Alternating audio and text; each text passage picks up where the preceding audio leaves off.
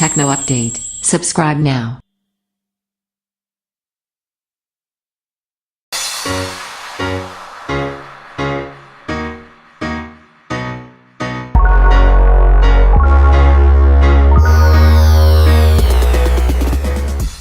Blackberry Priv review. Design. I was pleased to see Blackberry has loaded the Priv with a microSD card slot, meaning those that wish to can upgrade the phone's built-in 32GB of storage. The only potential shortcomings with the Priv's design are its lack of a fingerprint scanner or USB Type-C port.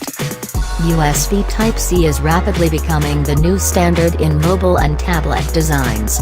It promises to offer significantly faster charging and data transfer speeds than the older micro USB standard. Display.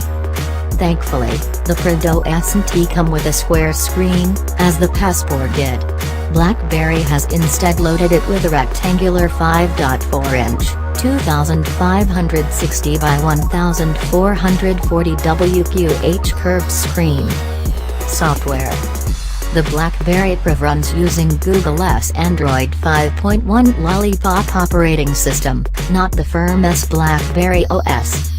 Blackberry claims it has taken a very light touch with Android, and hasn't messed around with the OS core code too much as competing firms, such as Samsung, HTC and Huawei, do with their respective Android skins.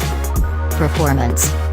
The Priv is powered by a hexa-core Snapdragon 808 CPU and 3GB of DDR3 RAM. These specs are nothing to write home about in the $500+ smartphone space, where octa-core processing is currently all the rage. Not that the number of cores means much anyway. Camera. Blackberry has loaded the Priv with 18-megapixel rear-facing and 2-megapixel front-facing cameras.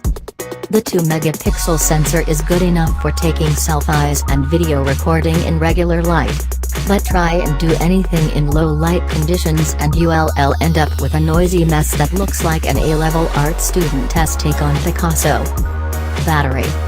The Priv is powered by a giant 3,410 mAh, non-removable battery that Blackberry claims will last up to 22.5 hours with mixed use. Battery.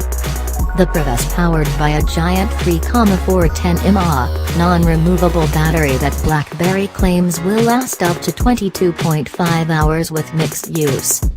I am not sure what the company's definition of mixed use is, but I never got close to getting 22.5 hours constant use out of the private. Running our standard video streaming tests, results were fairly average. Streaming video on popular services like Netflix and BBC iPlayer over a solid Wi-Fi connection, the Priv lost 13 to 18% of its charge per hour, which is fairly standard for a phone this size.